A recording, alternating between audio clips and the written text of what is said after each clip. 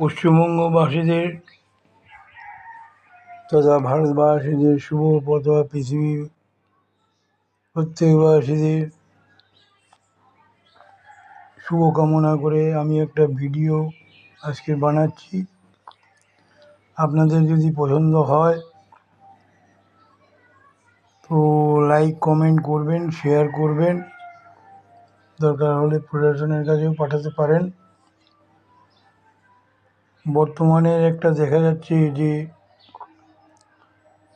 একটা অরাজকতার সৃষ্টি হচ্ছে পশ্চিমবঙ্গে। এখন রিসেন্টলি